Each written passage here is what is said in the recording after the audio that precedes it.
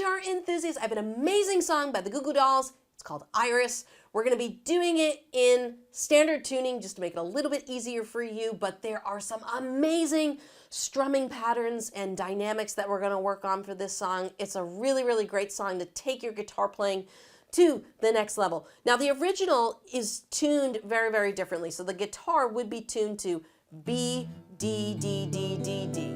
Okay, so one B string on the top. The rest of the strings are going to be D. You'd have to restring your guitar to adjust for the tension and maybe do some truss rod adjustments. So we're just going to keep it in standard tuning, and that leaves us with 5 wonderful chords. We have a D chord, we have an A chord, we have a G chord, we have an E minor chord, and a B minor chord. Okay, and I'm going to be showing you some different ways to strum through this song to provide some dynamics, especially if you're playing by yourself. But I used to play this in standard tuning with my band, so it works fine. No one was mad at us that we were playing it in standard tuning. So if you want to learn this song, let's get into it.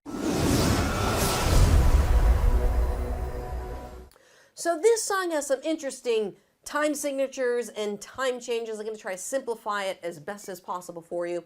So this song is in 12/8 time, and since I don't particularly like counting to the number 12, I would recommend just thinking about it as 4 measures of 3 beats, okay?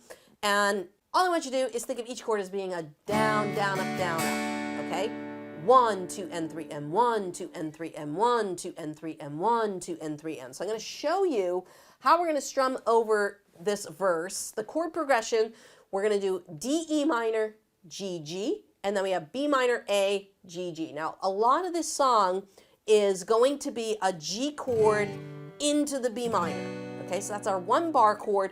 So if you're still getting used to bar chords, take some time and just practice going between G and B as many times and as fast as you can, because that B minor does play an important part in this song. So timing, if I just play through it here with this waltz feel, okay, we're going to break it down. I'm going to show you a couple ways to play this for dynamics. So we've got 1, 2, and 3, and 1, 2, and 3, and down, down, up, down, up, down, down, up, down, up, down, down, up, down, up, down, down, up, down, up, down, down, up, down, up, down, down, up, down, up, down, down, up, down, up, down. Okay?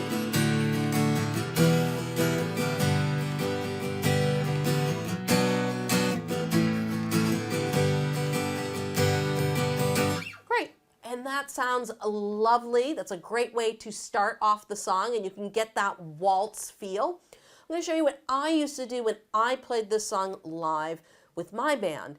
Basically, we would hit the bass note, we'd let it ring out. So instead of doing bass, down, up, it's going to be bass, up, down, up. Okay, so it's going to be 1 and 3 and. But especially for these first couple verses where there's not a lot going on, where it's kind of the beginning of the song, sets it up so nicely. So it's going to sound like this.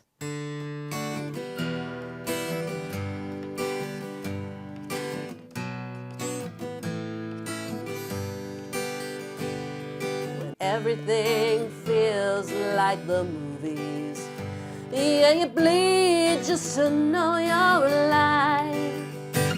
And that's when we get into our chorus and things really explode there. But you can see how by doing that, it provides a very, very different feel to the song versus strumming everything. That's fine and that works great, but if you're performing by yourself and you don't have a band, it's great to create those dynamics. So I just wanted to give you 2 different ways to go about processing this verse that work really well. My preference is the bass, up, down, up. Because then when we get into the next section, which is the chorus, we can really explode things, okay? So the chorus is really where I think that first strumming pattern will come in handy more. Now, the great thing about this chorus is we have B minor, A, double G. Okay, so it's a repetitive chord progression. But here, you really want to dig into the guitar and make it loud, because this is such a big climactic point in the song. So we've got...